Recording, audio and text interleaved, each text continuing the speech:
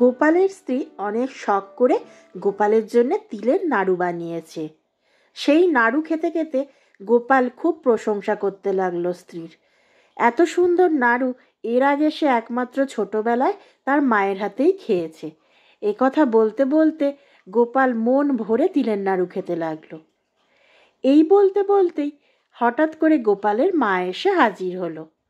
তখন গোপালের স্ত্রী বলল, মায়ের মতন খেতে তো হবেই, কারণ আমাকে তো মাই বলে দিয়েছে কিভাবে তিলের নাড়ু বানাতে হবে।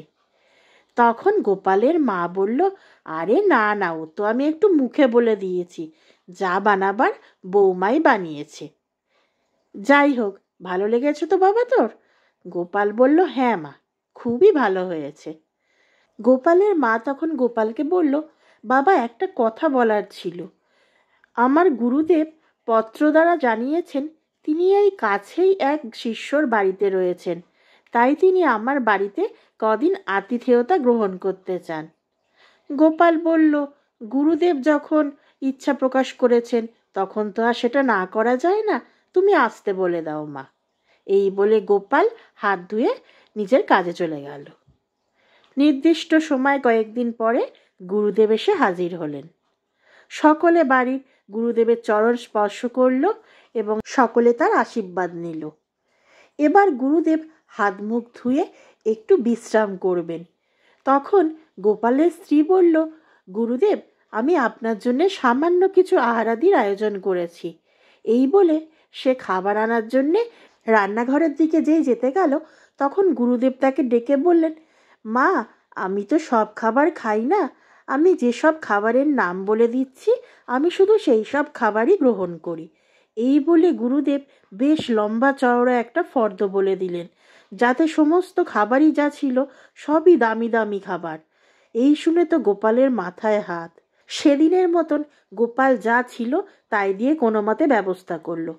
পরের দিন সকাল হতেই গোপাল ছুটল বাজারে, গিয়ে গুরুদেবের কথা মতন সমস্ত জিনিস নিয়ে এলো। বাড়ি এসে গোপাল হিসেব করে দেখল তার 1 মাসে সংসার খরচে যা খরচ হয় তা গুরুদেবের 7 দিনের খোরাকিতেই চলে গেছে। এই নিয়ে গোপাল খুবই চিন্তায় পড়ে গেল। অবশ্য তখন সে জানতো না যে গুরুদেব কদিন থাকবেন। এইভাবে 7 দিন, 10 দিন, 15 দিন পার হয়ে গেল। গোপালের আর্থিক অবস্থা অতটাও ভালো ছিল না তখন সে এই নিয়ে চিন্তায় পড়ে গেল কিভাবে সে খাবারের জোগান দেবে। এরপর গুরুদেবের কথায় শুনল সে নাকি আরও 1.5-2 মাস এখানে থাকবে। কথা শোনার পর গোপাল এবং গোপালের স্ত্রী দুজনে মিলে খুবই চিন্তায় পড়ে গেল। তখন গোপাল একটি উপায় বার করল। সে তার স্ত্রীকে বলল, যে কোনোভাবেই গুরুদেবকে নিজের মতে এই বাড়ি ছেড়ে বের করতে হবে। তখন গোপালের গিন্নি বলল, এটা কিভাবে সম্ভব? তিনি কেন হঠাৎ করে এখান থেকে যেতে চাইবেন? তখন গোপাল বলল, দেখোই না আমি আজ রাত্রিরে কি করি।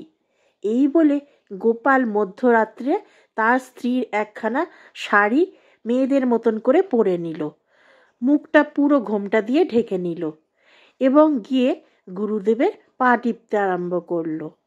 গুরুদেব ঘুমের মধ্যে ভাবল হয়তো গোপালের স্ত্রী এসে তার পদসেবা করছে, কিন্তু কিছুক্ষণ পরেই গোপাল ভূতের মতন গলার স্বর করে গুরুদেবকে ভয় দেখাতে শুরু করলো। গুরুদেব তখন চোখ মেলে তাকিয়ে দেখল এ তো গোপালের বউ মনে হচ্ছে না। তখন সে ভূতের গলা শুনে ভয়ে অজ্ঞান হয়ে গেল। পরের দিন ভোরবেলা হতেই গুরুদেব উঠে পড়লেন তাড়াতাড়ি ঘুম থেকে এবং তিনি তার সমস্ত জিনিসপত্র বেঁধে ছেদে তৈরি হয়ে গেলেন সেই বাড়ি থেকে বিদায় নেওয়ার জন্যে। গোপালের মা হঠাৎ করে অবাক হয়ে গেল, গুরুদেব তো এখনো অনেক দিন থাকবেন, তাহলে আজকে কেন যাবার জন্য তৈরি হয়েছেন? গুরুদেবকে গোপালের মা বললেন, বাবা, আর কটা দিন থেকে গেলে হতো না?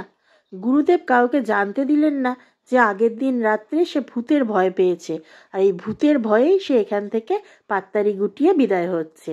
গুরুদেব সকলকে বললেন তার একটা খুবই জরুরি কাজ এসে উপস্থিত হয়, তাকে এখনকার মতন যেতে হচ্ছে। তবে সবাই যেন চিন্তা না করে, তিনি আবার বেশ কয়েক মাস পরে এসে তাদের সঙ্গে থাকবেন। এই কথা বলে গুরুদেব বিদায় হলেন। আর ওদিকে গোপালও হাঁপ ছেড়ে বাঁচল। এই বিপুল পরিমাণ অর্থ খরচের হাত থেকে সে রক্ষা পেল। এই ধরনের সুন্দর সুন্দর গল্প শোনার জন্য এখনই আমার চ্যানেলটি সাবস্ক্রাইব করে নিন। আর গল্পটি কেমন লাগলো তা অবশ্যই কমেন্ট করে জানাবেন।